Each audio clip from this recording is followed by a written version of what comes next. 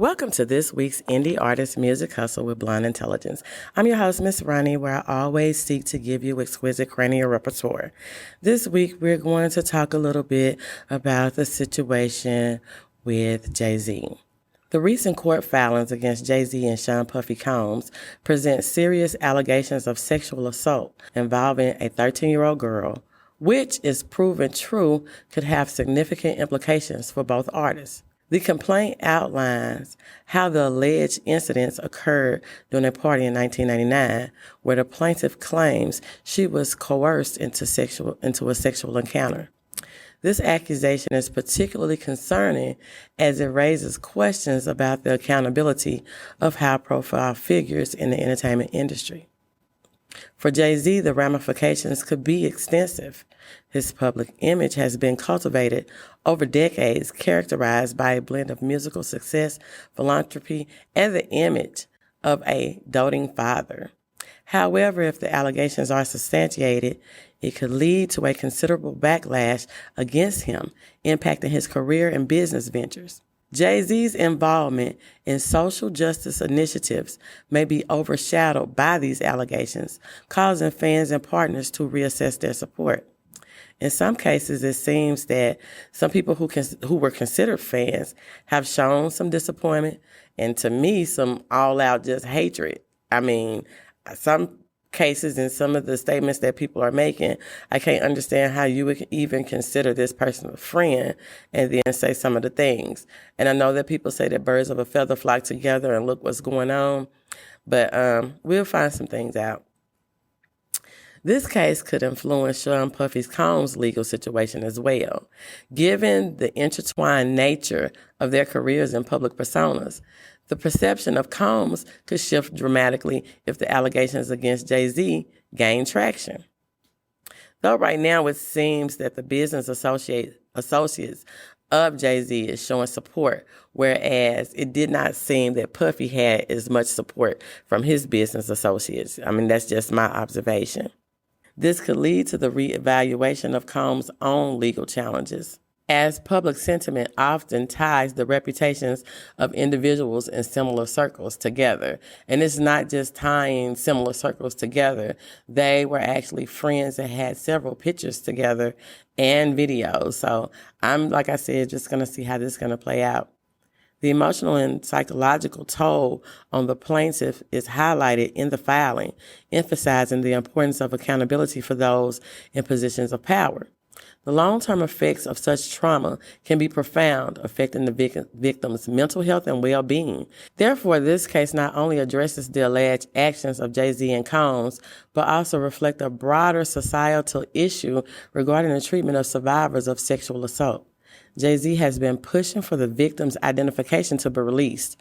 I personally do not think that's a good idea because there's some crazies out here. So even if there's nothing said by the celebrity, a lot of times these fans, or some people call them stans, would just go all out and just get into things that they should not be in. Jay-Z's silence regarding the recent sexual allegations against him and Sean Puffy Combs has ignited intense public discourse and media scrutiny. But he has made a statement now, and that has just went totally crazy.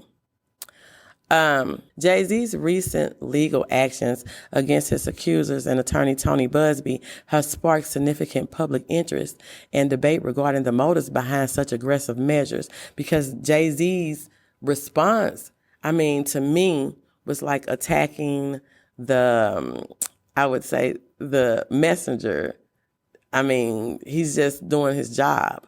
But Jay-Z has filed a lawsuit against Busby under the pseudonym John Doe, which many interpret as an attempt to intimidate both Busby and potential witnesses.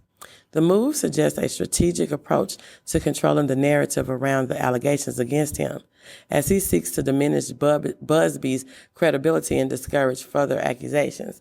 But I have seen some of the comments from people who live in Texas, and actually Mr. Busby has a great reputation, so I don't know.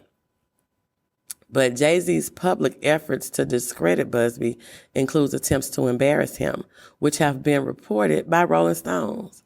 Such tactics not only complicate the legal proceedings, but also draw negative attention to Jay-Z, raising questions about the ethics of his approach. The engagement in personal attacks may ultimately undermine his position, shifts the focus from the allegations themselves to the battle of reputations. And I think that is happening now because people are giving Jay-Z backlash because Busby actually has some people standing in his corner. Further analysis from various YouTubers has highlighted the implications of Jay-Z's strategies, suggesting that this aggressive legal stance may reflect deeper vulnerabilities in his public persona. By choosing to pursue legal action in this matter, Jay-Z risks alienating supporters who may view his tactics as heavy-handed and detrimental to his image. Jay-Z's legal maneuvers against Tony Busby and the surrounding public discourse reveal a complex interplay of power, reputation, and the pursuit of justice. As the situation evolves, it may remain crucial to observe how these actions impact both Jay-Z's personal brand and the broader conversation about accountability in the public sphere. The situation surrounding Jay-Z and the desire to disclose the identity of his accuser raises significant ethical concerns regarding privacy and the rights of individuals involved in sensitive cases. It is essential to recognize that revealing an accuser's identity can have traumatic implications for the individual, as privacy is a fundamental right that must be respected. In addressing this issue, it is crucial to consider the impact on victims and the broader implications for society, as public figures like Jay-Z have considerable influence over public opinion. Now I'm going to talk a little bit about Jaguar Wright. Jay-Z's confrontations with Jaguar Wright, who has openly criticized him, highlight a troubling pattern of behavior aimed at silencing her. According to YouTuber Tisa Tales, these actions reflect a broader issue which powerful individuals seek to control narratives and suppress voices that challenge them. Jay-Z's demands for an apology from Piers Morgan for allowing Wright to express her views only intensifies the perception of a man trying to manipulate his public image amidst these escalating allegations. The situation is a reminder of the ethical dilemmas faced by public figures. As noted in various media outlets, the balance between personal reputation and the right to free speech is delicate. The implication of Jay-Z's actions extend beyond personal conflict. They touch on societal values concerning accountability and treatment of those who come forward with information about him. And then there's the thing with the alleged son wanting to do interviews and everything. And I just think that it's going to be a lot more to come out, especially with Jaguar Wright, the things that's going on with her, and with even the Clive Davis situation. But that's all I'm going to talk about for now. I'm going to have a part 2 to this as I watch the story unfold.